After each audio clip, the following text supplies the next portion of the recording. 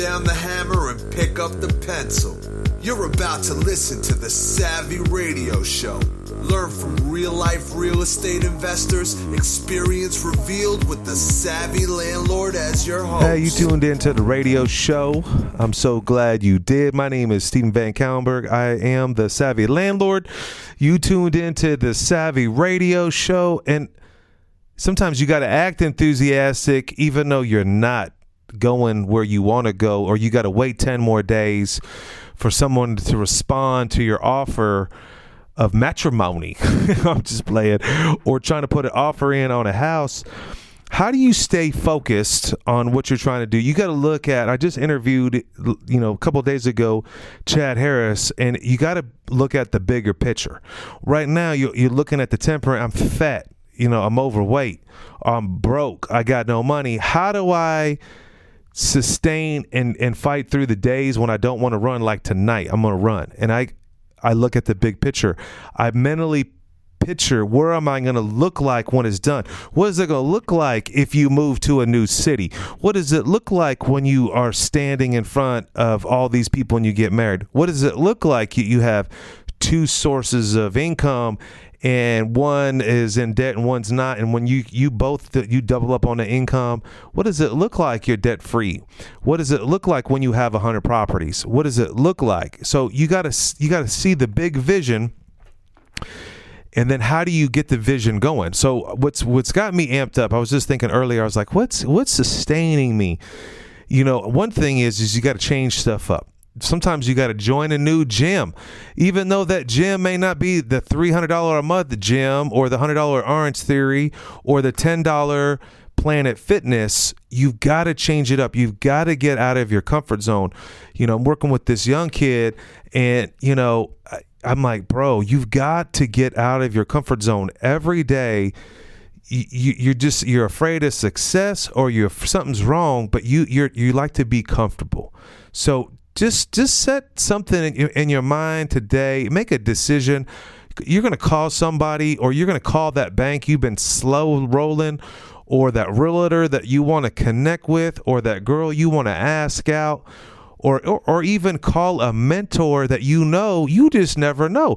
Somebody in my organization said, hey, I'm gonna take a risk, and I'm gonna call that guy, and you never know, he may be your lifelong friend.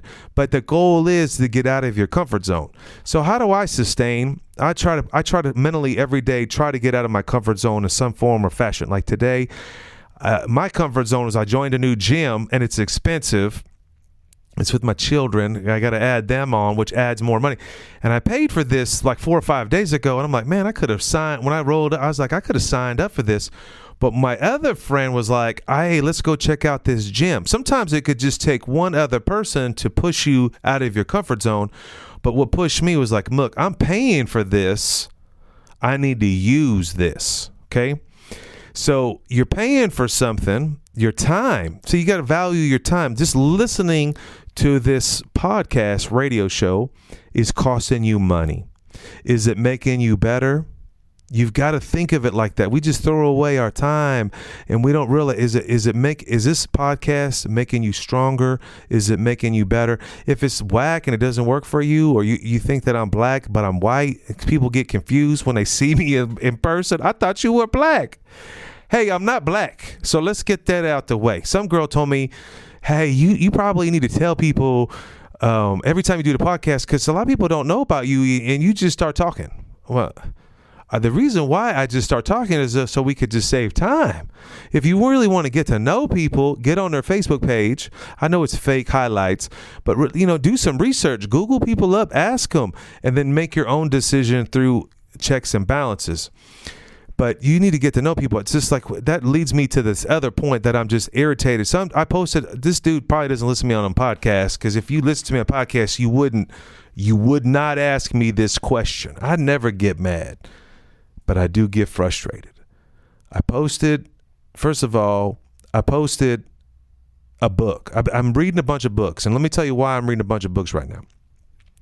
And actually, somebody asked me today at the gym, what books do you buy? Do you buy them like used? Do you buy them new? Do you buy them in Kindle? I thought that was a great question. I was like, well, let me tell you the answer. Well, number one, I buy my used books on abebooks.com, ABEBOOKS.com.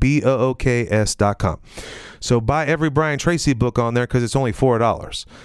Then any new books that are new, like Start With Why, that's a hot book that I just finished, Life Change. That's an audio book that I've listened to. I liked it so much I bought the print version and I'm going it with my team.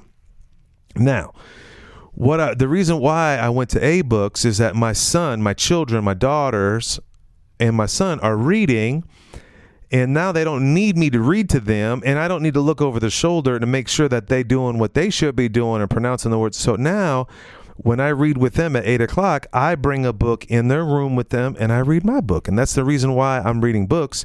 And I believe that is what's motivating me.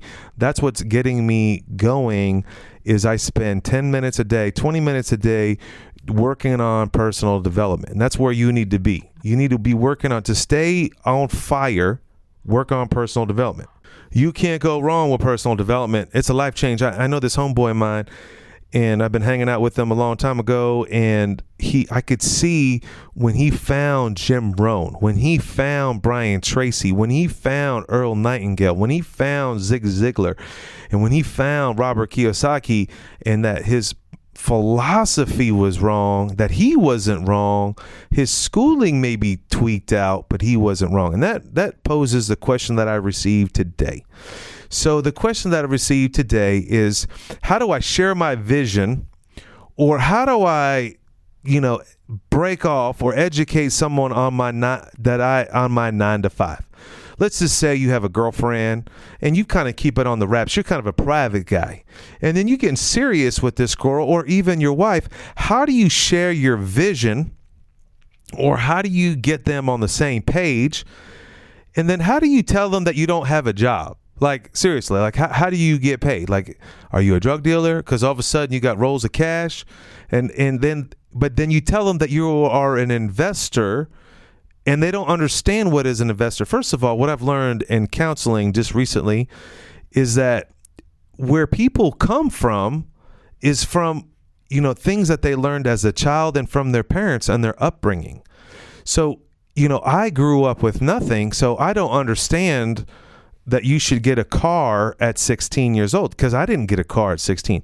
But someone that grew up in a family that got a car at 16, that's all they know, right? So you got to understand the perspective that your spouse, your boyfriend, your girlfriend, your significant other, they've never even heard of the word investment before. So you've got to understand where they're coming from and why. You can't just say, "Hey, I'm going to be the savvy landlord," and they don't even know what a landlord is. And so I want to be a real estate investor. They don't even know what a real estate investor is. And so that they can't wrap their mind around, I want to be an entrepreneur. Isn't that a bad thing? Don't you take people's money? Isn't that riskful? See, society has predetermined everybody to work at a factory. That's the industrial age. Get a good job, go to school, get his dream job, get married, have kids, and be a slave, right? And it's all driven ultimately on security. The crazy thing is, I was filling out a form the other day for my son to join wrestling. And I never read anything, but I actually read this form. The first thing it said, if you cancel on wrestling, there's $100 canceling fee. I'm like, wow, I'm like, how can I apply that to my own business? So first of all, it's $400 for the season. They just say the season. This is straight hustle. Season? Well, how long is the season? In my mind, is that all year? Nope. The season's like mid-October to mid-February. So that's October, November, December, January. Okay, so it's like less than half a year. $400. Now, they said if you pay $200 now, we're going to charge you another $200 on December 15th. Whoa. So how am I going to cancel? Because if I cancel, it's $100.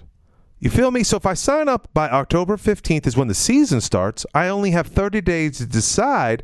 And if my little young buck wants to quit because he can't handle it, I'm going to get stung another $100. So now I'm like, man, my mind is going ballistic. And I forgot where I'm going with this one. But the thing is, I read on there,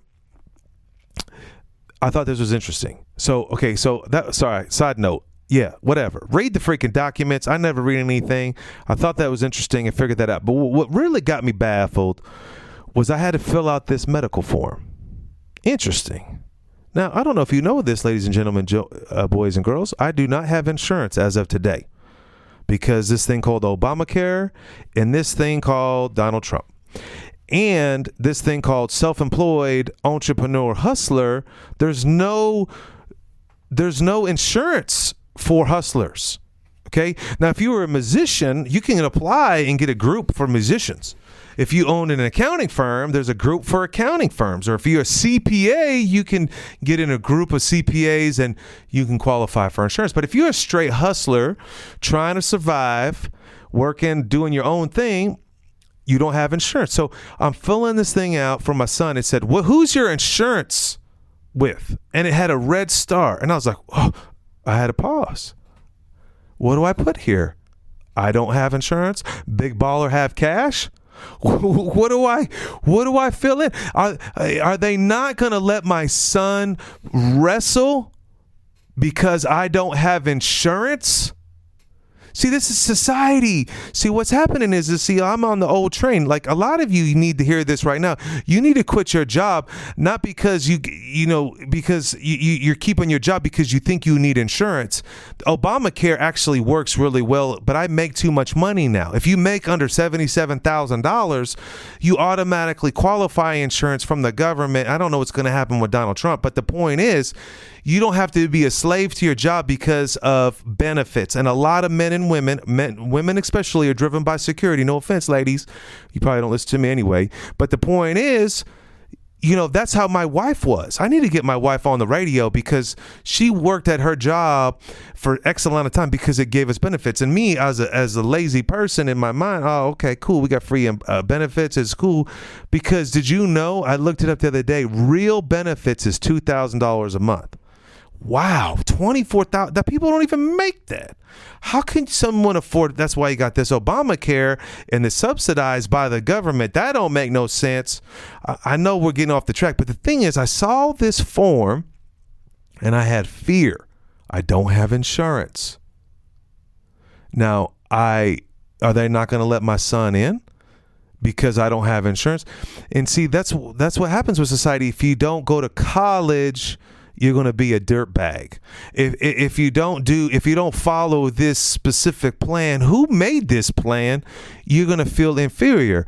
Now, let me tell you, ladies and gentlemen, boys and girls that are getting married or wanting to get married, you become one, and it's a team effort. Okay. It's not one versus the other. You're a team now. Now, if the other one doesn't understand, I'm going to break that down. So I filled in the form. I said self-pay. Who's your doctor? I threw in some doctor's name and I Googled it up, a doctor. I do have a doctor, but I threw that person's name in. I don't know my son's doctor, and I moved down the line. The point is, you've got to look beyond what everyone else is doing. There is an alternative. And I know some people going to text me and say, VanCauwenbergh, did you know there's a co-op insurance plan?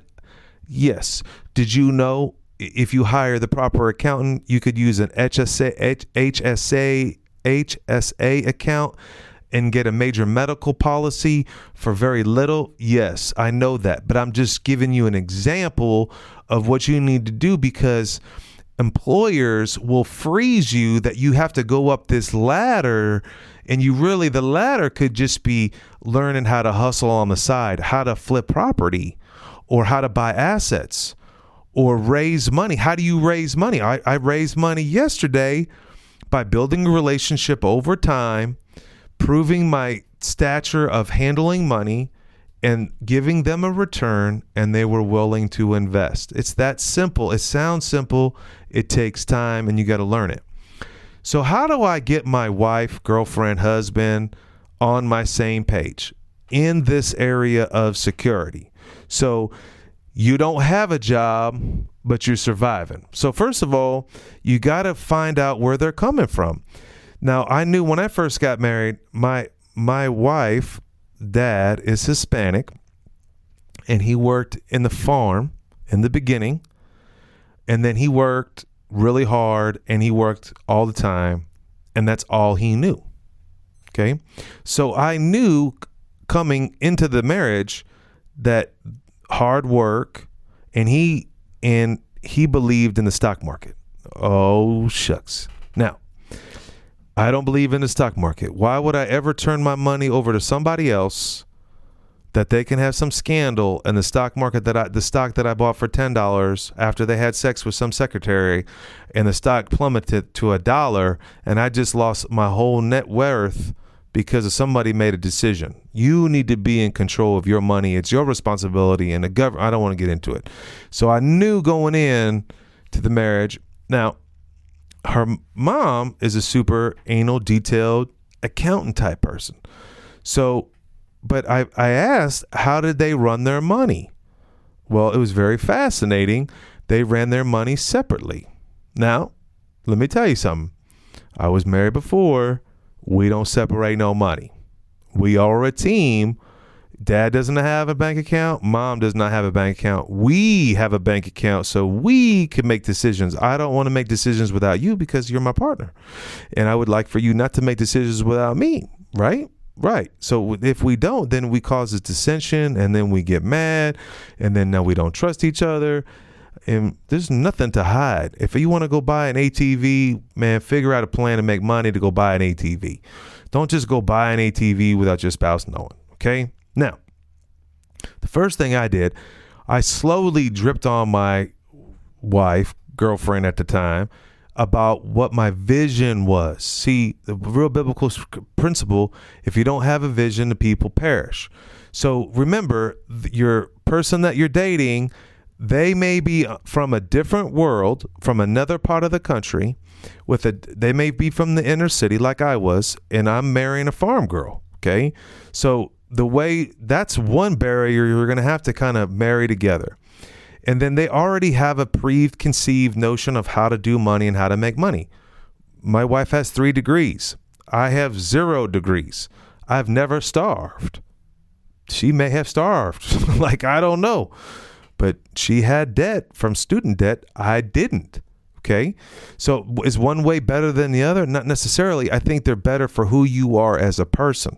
And so you've got to kind of walk your spouse or your partner or whoever you want to marry through the process of your lens. So this is what my gifts, this is what my strengths are. And when I first got married, a lot of people don't know this. Yes, I went and took a job because I thought that's what men's supposed to do. I want to prove to this girl. So I worked for this tech company. And this tech company, I worked for these bunch of entrepreneurs, and they were just fooling around hiring hot chicks all day. And I'm like, this, first of all, it's Temptation Island. This ain't going to work having some banging chick at the front. How you going to get stuff done? Like, it just don't make no sense. And they don't even know what they're selling. They were making money online. That's all they knew. But, you got to paint the vision. If, for many years, I'd have to explain to Shanae, hey, we can't buy the Coach purse right now. And thank God we never bought the Coach purse, because a $300 purse ain't going to make no money. It's a depreciating asset. Do you think my wife knew what a depreciating asset was? No, she probably didn't know what an asset was. Now, she went to anatomy, and I didn't know your bones did all this stuff and you had all these juices inside your body. I did not know that. She would explain it to me. I learned her world. She learned my world. So when you just get going dating and you're working, hey, this is how it works. I work for this company, or I'm partnered with this relationship. This is how we buy and sell houses. This is how we make money. So an easy example is this, okay? How much do we need to make every month? You come up with a number, $5,000 a month. Okay, that's doable.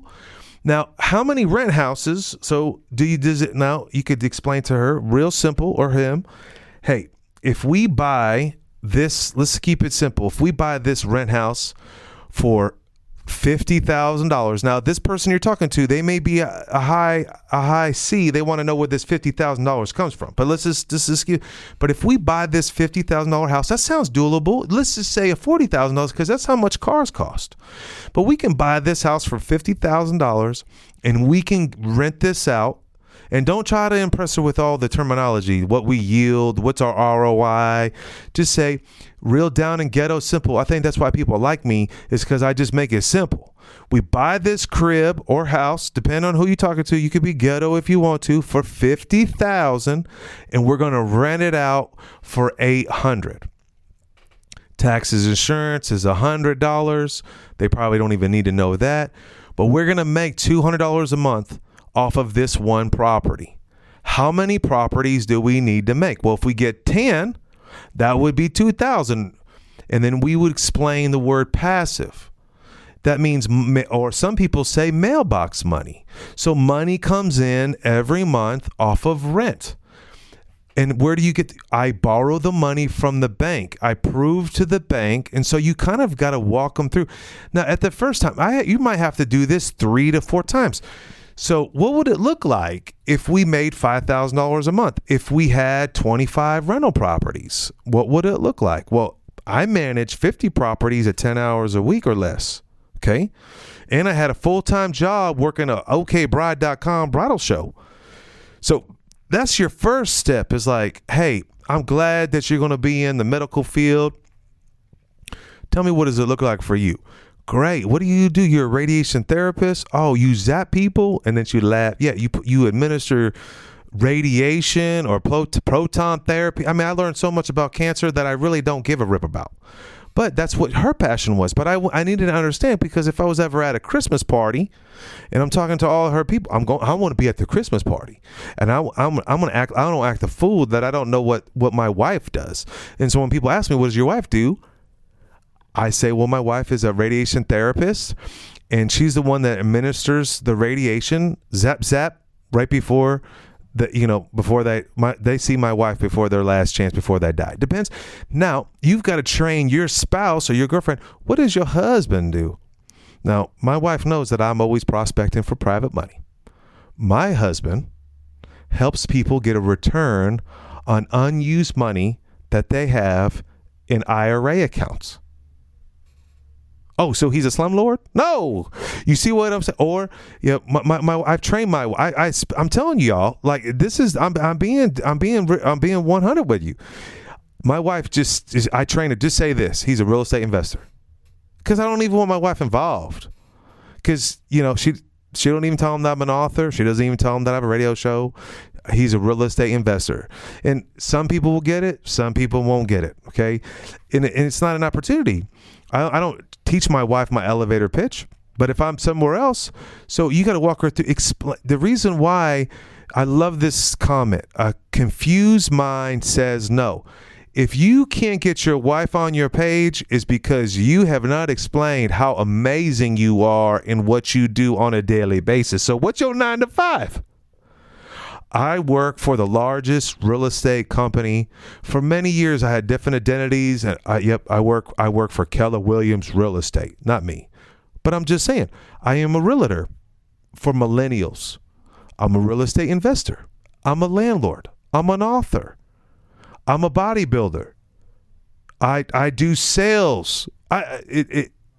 Whatever is going to make it in her mind. So you just have to. The problem is, security is what? It's the opposite of what? Fear. Fear. So how do you overcome fear? With facts. Bang. How many millionaires are made more than any other industry in the world? Real estate. So you could just start real basic, real small. Real estate. What do? I'm in real estate. I do development. I do small acquisition. Well, now you start using real words, like I do acquisitions. We also help people with lending, from FHA loans. Potentially, we can outsource that, to we do private money. And we also do hard money loans. It just depends on the situation and who I'm talking to. Am I trying to impress somebody, or am I really trying to guard them? Your goal is to get your partner on the same page. So here's the deal. Here's the bottom line. You've got to tell them what you're doing in an understanding manner that they understand, and try to get them to repeat back what you do so you can understand. Now, when you first start dating somebody, they're not going to get it off the chain, but it's going to take some time. And as soon as they understand what they do, what you do, the belief in you is what you need to succeed. The belief in you is, see, I would not be where I'm at if my wife didn't believe. My wife wanted a coach person. I promise you, every college grad, I remember on Facebook, my wife's friends got brand new cars right out when they graduated medical school, and they got new purses and stuff. And I was like, nope. This is how we gonna roll. We gonna temporary sacrifice. Now I wonder where these folks at now. Are they leveraged to the hilt, going nowhere? What are they up to?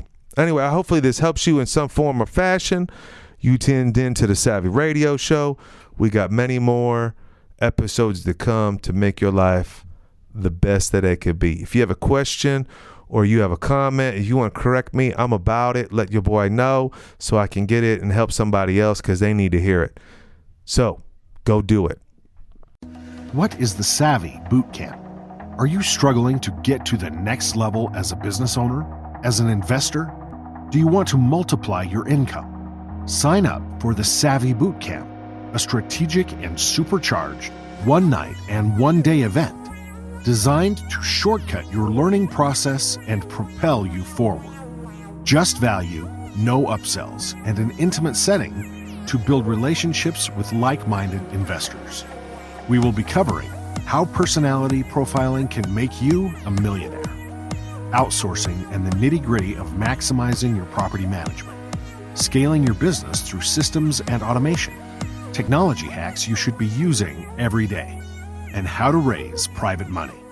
Go to www.savvybootcamp.com now to register or to find out more. Thanks for listening to the Savvy Radio Show. Glide online and listen to our other motivating episodes at savvyradioshow.com. Connect on Twitter at LandlordBook and always be buying assets.